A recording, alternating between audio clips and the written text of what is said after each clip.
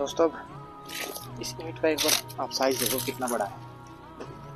यहाँ से लेके यहाँ तक 2 हाथ से भी बड़ा साइज है और ये 2500 साल पहले पक्की हुई ईंटों को बनाया गया है।